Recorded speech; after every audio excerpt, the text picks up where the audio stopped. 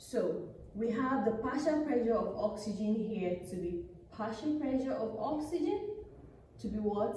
100 millimeter mercury, while the partial pressure of CO2 here will be equal to 40 millimeter mercury. Good. Now, what we have known the partial pressure of these two main gases that are involved in exchange, respiration, pulmonary ventilation.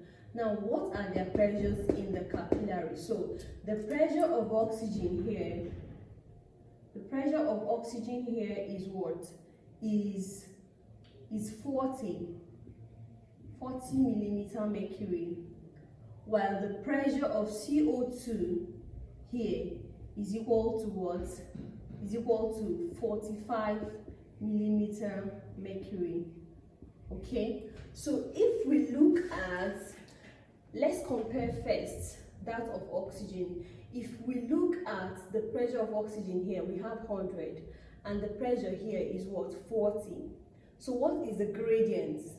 The gradient is the difference in the two pressures in a different medium. So what's the gradient? The gradient is 60. So oxygen has a pressure gradient, write it somewhere here.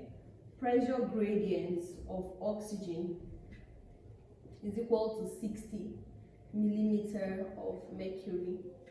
Now, pressure gradient, let's look at CO2 in the alveolus and CO2 in the blood.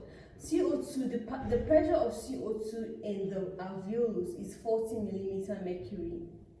So, while its pressure here is 45 millimeter mercury, so if we subtract 40 from 45, we get partial pressure gradient of CO2, partial pressure gradient, PG, of CO2 to be what?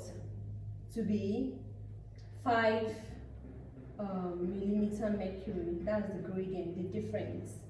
Great. So now, let's look at the pressure of oxygen here. Having gotten the gradient, the pressure of oxygen here in the alveolus is 100 millimeter mercury, and the pressure of oxygen here is 40.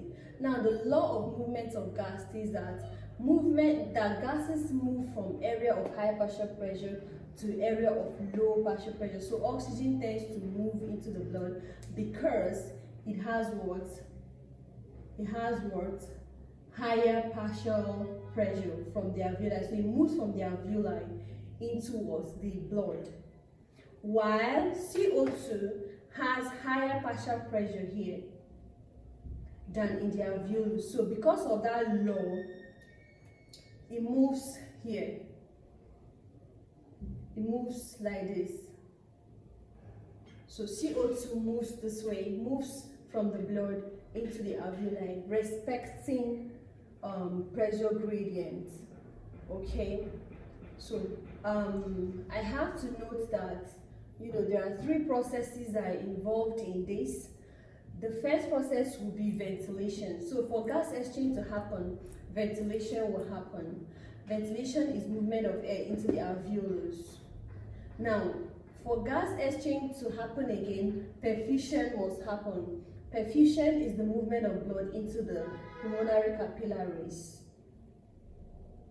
Now, finally, for gas exchange to happen, diffusion must happen. So, three processes are involved here: ventilation, perfusion, and diffusion. Okay?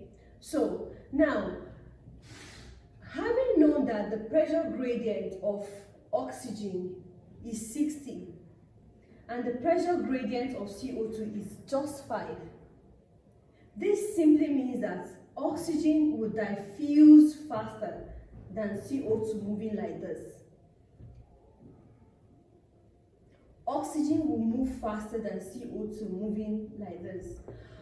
But because of the Henry's law of solubility, Henry's law of solubility states that solubility is equal to the rate constant of a gas times what? Times the pressure. So this simply means that pressure is directly proportional to what? Solubility. So it means that if pressure increases, solubility increases. If